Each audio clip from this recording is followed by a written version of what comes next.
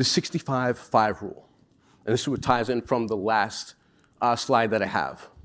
65% of all your profits for, again, this is not going to be for each person that's here, right? It's using a case study for like our A+ setups that we're looking for, the ones that are taking place a couple times for the year. They're going to be probably 65% of our profit on the year. So this is why I say when these events come, you have to be risk-seeking in these events, okay? And that's about 5% of all trades that take place in the year, and these are A setups.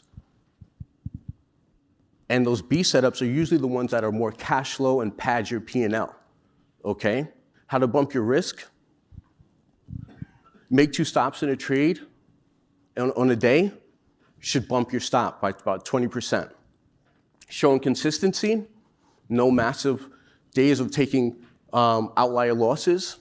You're showing consistency, but again, not making multiples of your stops over a 2-week period or 4-week period. Again, where you're up, very consistent. You're probably about 3 days green, 1 day flat, 1 day negative. In those type of situations, you can bump maybe about 10%, okay? Low variance as far as with your P&L, as far as volatility in your P&L.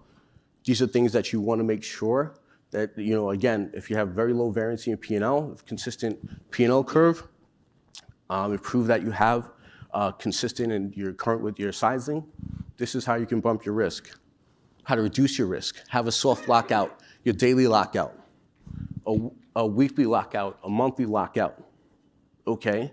Or again, your equity curve is in a downward slope, cutting risk, okay? So you hit your daily stop, you're done for the day. Weekly stop, automatically cut by 50%.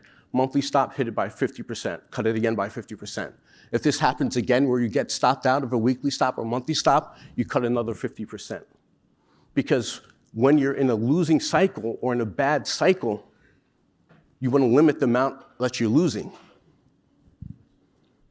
And when you get back into the upswing and you make back what you've lost from those P&L cuts, then you can start to, again, scale your risk, okay? So case study. Habits and characteristics of a profitable trader. 58% win rate. 2.5 profit factor. So every $2.55, he's losing $1. Sharp ratio 2.23. This trade is doing daily report card. Screen recording and view every day. Asymmetric risk deployment. Disciplined risk reduction. As I spoke about before, as far as when you're in that downslope in itself, what you're seeing is you have to be cutting back your risk aggressively, okay? Active stats tracking. Playbook discipline, making sure that you're taking all the trades that are in your playbook. This is a daily review card, a daily report card from one of my trainees in Miami in itself, just from the other day. And again, like breaking it down by the time segments throughout the day. What he was doing, going through the trade, going through the detail, understanding what his constraint was for that day, understanding what his constraint was the trading, the overview on the day, what he learned today, or he or she, whoever, and improvement for next time. So these are the things that you want to make sure that you're looking for. Risk profile on one of these traders, again, over a 13-year period, right? So one of our traders, win rate of 58%. This one trader I talked to gave me, let me do this. Profit factor is 2.55. Max round was 1.84. And that was just one of the days in the late of his career. And he had a max winning day of the 2.3 million.